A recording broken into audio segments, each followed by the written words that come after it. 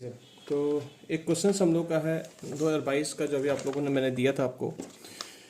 Ratio analysis का question है, आपको देखना है। जीपी रेशियो 25% दे दिया है, current ratio 1.5, stock to current liability 1.2 है।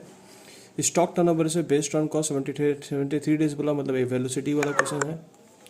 और उसके बाद आपको क्वेश्चन में यहाँ पर बताया गया है, यहाँ पर फिक्स एड टू नेटवर्क 0.80 है। आपको debtor turnover ratio, gross profit दे दिया गया है।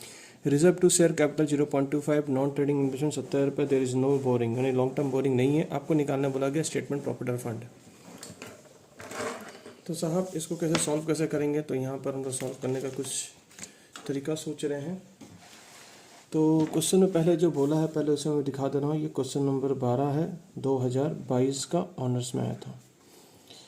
जीपी रेशियो क्वेश्चन में यहाँ पर दे दिया गया है। जीपी रेशियो तो बताएंगे कितना परसेंट है, 25% है। करेंट रेशियो आपको जो दिया हुआ है 1.5 दिया हुआ है। स्टॉक टू करेंट लायबिलिटी 1/2 दिया हुआ है।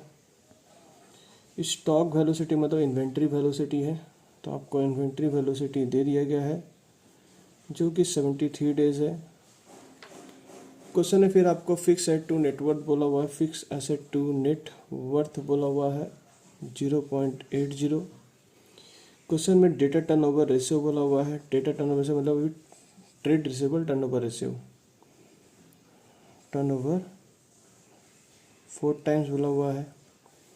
क्वेश्चन में जीपी दे दिया गया है, आपका जीपी है वो 3 लाख रुपए है। क्वेश्चन में reserve to shares capital, reserve to shares capital is equal to 0.25 है। नॉन ट्रेडिंग इन्वेस्टमेंट्स, यानी नॉन ट्रेड इन्वेस्टमेंट जो है आपका वो है 70,000 रुपये। अब बोला है नो बोरिंग, यानी कोई भी लॉन्ग टर्म बोरिंग नहीं है। This is your questions. और आपसे मांगा क्या है, वो लोग डिमांड कर रहा कि आप इन्हें फाइंड करके दीजिए प्रोप्राइटर फंड। प्रोप्राइटर फंड निकालने के 2 तरीके हैं। एक तो हम लोग अपना fix assets plus current assets minus current liability, मतलब लायबिलिटी माइनस कर दे, इक्विटी का पैसा छोड़कर, माने नॉन करंट लायबिलिटी और current liability, non current liability और करंट लायबिलिटी ये माइनस कर दे। एक और है, आप इसमें रिजर्व एंड सरप्लस प्लस आप शेयर्स कैपिटल का पैसा जोड़ देंगे तो ये भी आपको निकल सकता है। तो देखेंगे किससे किससे निकाला जा सकता है। तो क्वेश्चन तो मिल गया है, अब आप क्वेश्चन को सॉल्व करना है। तो आइए सबसे पहले हम लोग यहाँ पर ही समझने का कोशिश करेंगे। सबसे पहले सर हम लोग यहाँ पर जीपी रेशियो पहले हम लोग निकाल लेंगे। जीपी रेशियो का फॉर्मूला क्या बोला है, जीपी रेशियो का फॉर्मूला बोला है, जीपी रेशियो का फॉर्मूला है जीपी बाई सेल्स इंटू 100। ठीक है,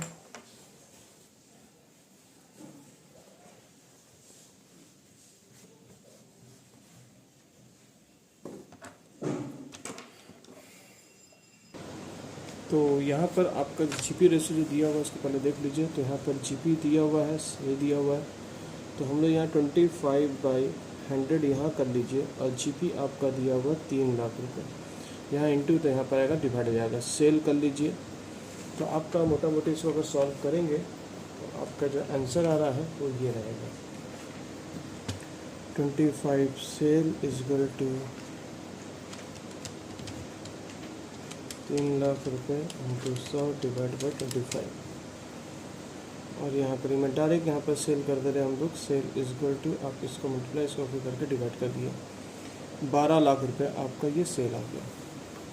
और जब सेल आ गया तो एक काम करिए, आप यहाँ पर ही कॉस्ट ऑफ गुड्स सोल्ड भी निकाल ही लो, sale minus GP, sale minus GP. तो आपका सेल कितने का है, सेल सर 12 लाख रुपए का है, जीपी आपका 3 लाख रुपए का। तो मुझे बताइए कॉस्ट ऑफ गुड्स सोल्ड कितना आ रहा है। कॉस्ट ऑफ गुड्स सोल्ड ये है। अब इसके बाद आपको क्वेश्चन में आपको यहाँ पे जो दिया हुआ है वो आप इससे ये निकाल सकते हैं, सर क्या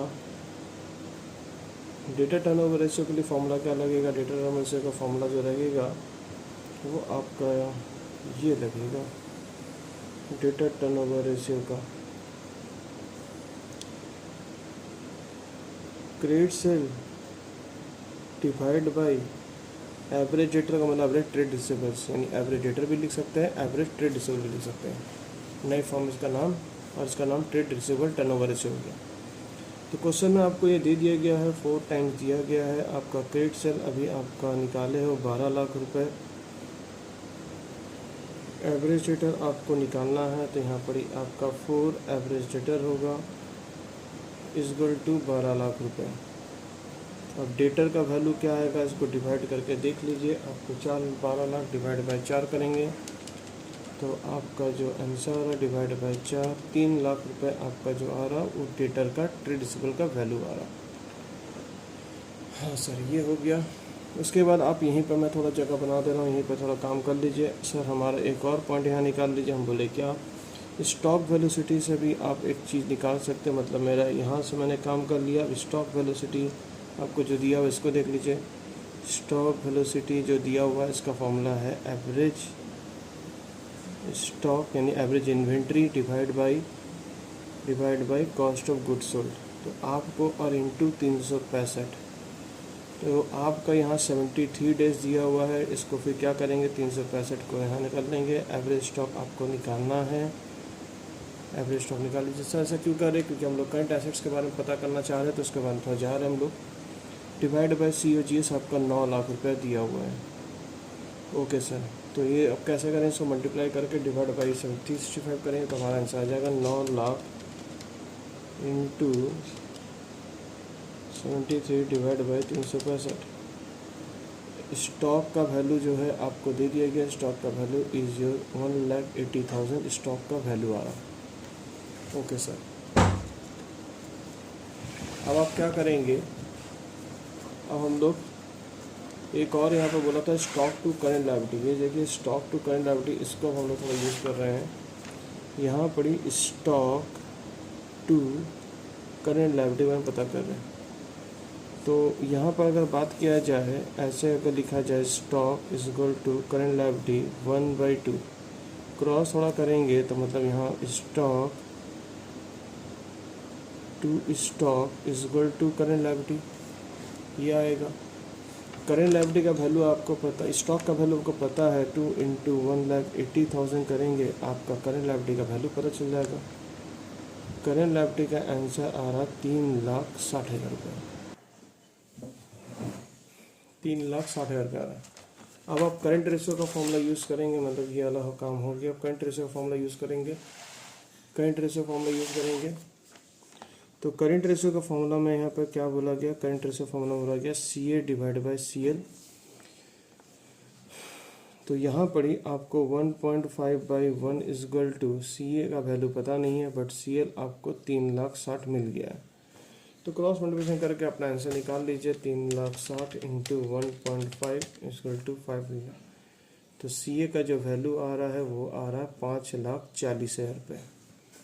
डन, हाँ सर डन। CA भी मिल गया, मतलब आपको देखिए प्रोप्राइटर फंड के लिए मुझे फिर CA मिल चुका है। अब हमारा क्या क्या मिल चुका है, CA मिल चुका है, हमारा करंट लायबिलिटी मिल चुका है। अब हमें फिक्स साइड अगर मिल जाए तो हम लोग प्रोप्राइटर फंड का आंसर निकाल सकते हैं। तो अब आइए हम लोग फिक्स साइड की तरफ चल रहे हैं। हम लोग फिक्स साइड की तरफ चल रहे हैं तो हमारा काम बन जाएगा।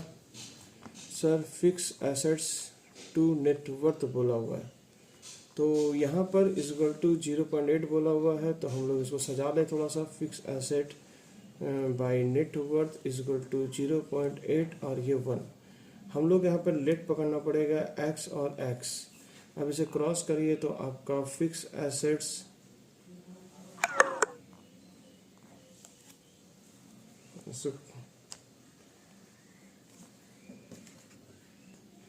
यानी इसके बराबर ये है और इसके बराबर ये है।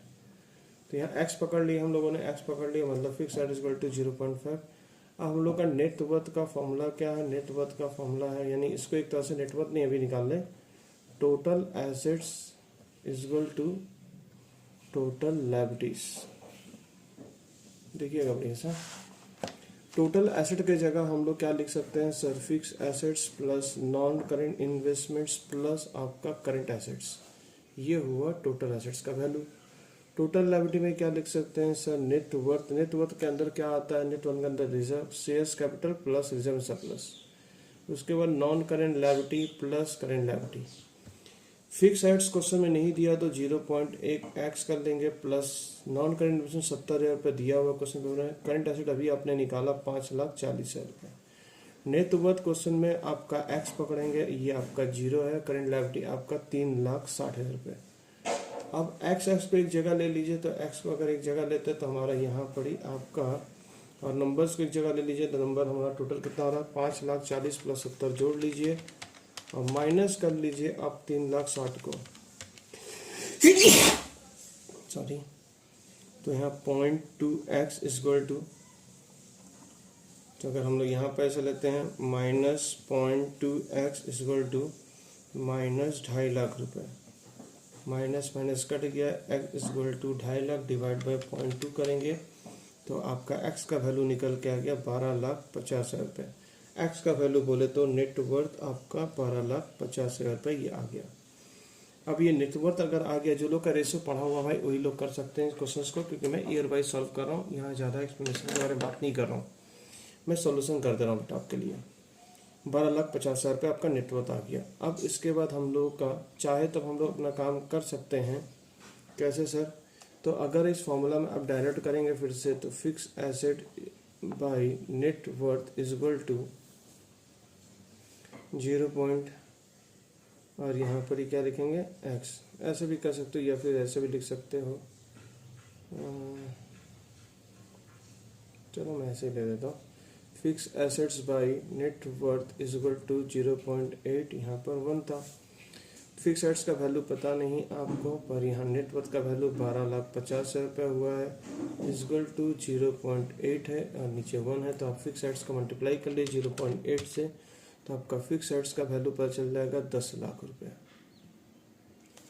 ठीक है, 10 लाख रुपये आपके आ गए। हाँ सर, 10 लाख रुपये हमारे आ गए।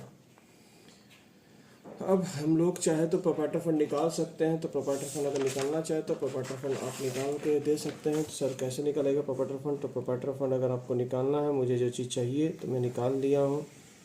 प्रोप्राइटर फंड जो हमारा है वो निकालने मैंने बोला था 2 तरीका है, फिक्स एसेट्स के साथ प्लस आपका नॉन करेंट इन्वेस्टमेंट्स प्लस आप करेंट एसेट्स को जोड़ दीजिए।